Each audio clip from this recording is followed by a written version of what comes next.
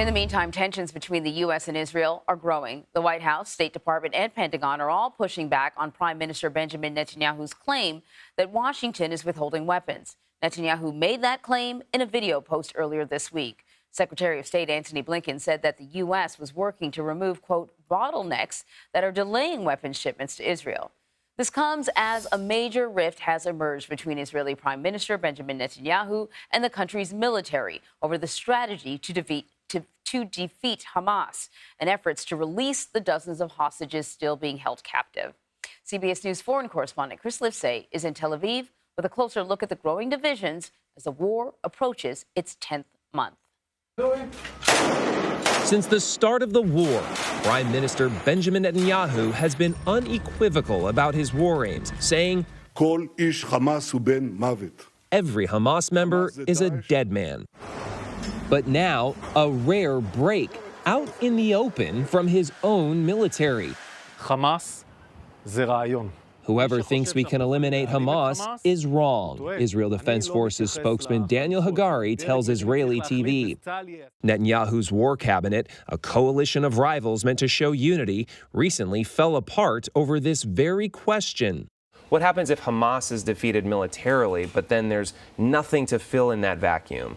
Hamas stays in power as long as you don't have other civilian infrastructure. There's nothing else. It's just Hamas. Even if they don't carry guns, they hold hostages, doesn't mean that they are, stop being Hamas people without their guns. The White House has repeatedly clashed with Israel over its lack of a clear day-after plan. And this week, Netanyahu brought more tension out in the open. I said it's inconceivable that in the past few months, the administration has been withholding weapons and ammunition to Israel. Just as clashes intensify in Israel's other war at the border of Lebanon with Hezbollah. It's unprecedented. It's unheard of. You can't just, call up Lebanon and Hezbollah and tell them, oh, listen, guys, we don't have any munitions. It's just something you don't do. This is what he did. National Security Council spokesman John Kirby called Netanyahu's complaint as much vexing and disappointing as it was incorrect, adding the idea that the U.S. had stopped helping Israel with its self-defense needs is just not accurate. Anne-Marie? Chris Livesay in Israel. Thank you so much, Chris. So joining me now with more on the tensions surrounding Prime Minister Netanyahu is John Bresnahan. He is the co-founder of Punchbowl News. John, thanks for joining us.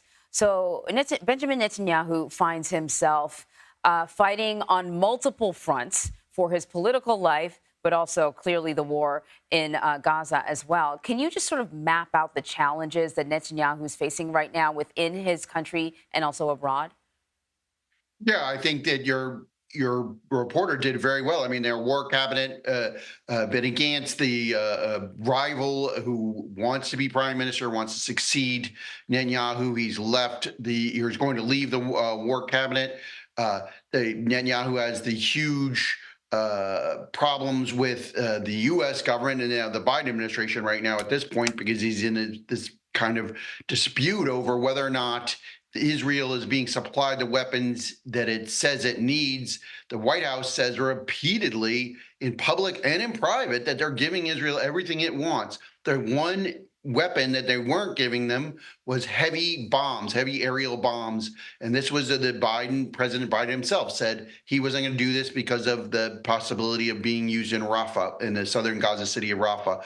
I mean, and now with the threat from Hezbollah in northern Lebanon, Netanyahu's kind of trying to blame Biden for this. We did an interview, my colleague Jake Shorten did an interview with Netanyahu yesterday, and he's trying to suggest that somehow that Biden not giving the weapons that Israel says it needs to Israel is emboldening Hezbollah to attack Israel in the north. So this is a huge multi-front, multi-level challenge that Netanyahu faces.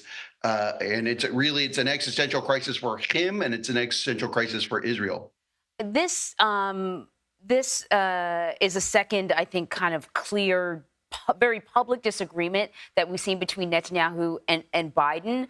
I think just a couple of weeks ago, when President Biden announced this ceasefire deal, he initially announced that it had it was Israel's idea, which Israel immediately said, no, that's not the case. It's very sort of odd the way things are, I guess, fraying in a very public way. But these are men who are very strategic. This is not sort of, I wouldn't think it's haphazard. There must be a strategy behind it. You mentioned Jake Sherman's interview with Benjamin Netanyahu. What else really stood out to you in terms of what Netanyahu had to say about the current situation?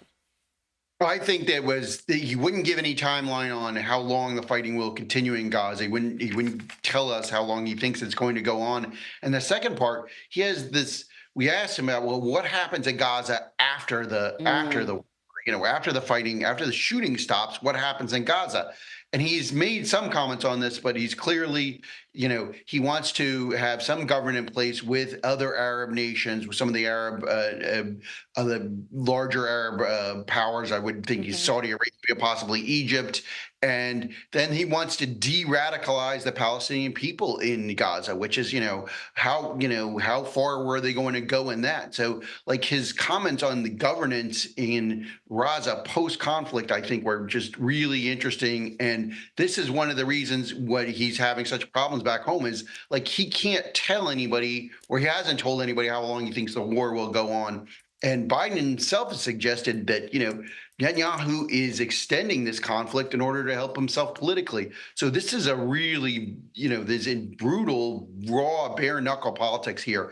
And I think going back with Biden and Netanyahu, this goes back to the Obama administration and the Israel Iran nuclear accord. I mean, they had a falling out there. I mean, Netanyahu came and spoke to Congress, and I think this tension between Biden and Netanyahu has a really long running basis. Yeah, John, I hope we can have you on again because, as you know, Netanyahu is going to be visiting Washington. He's going to be speaking to Congress again. Really curious about his strategy in terms of what he's going to say to lawmakers. Hopefully, we can talk about it afterwards. John, thank you. Thanks.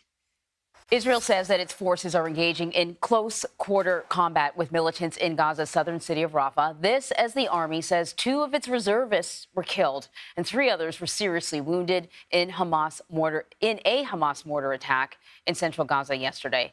The Pentagon confirms that humanitarian aid has begun re-entering Gaza via the U.S.-built pier after it was successfully reattached on Wednesday, allowing more than 656 metric tons of aid to enter the enclave yesterday.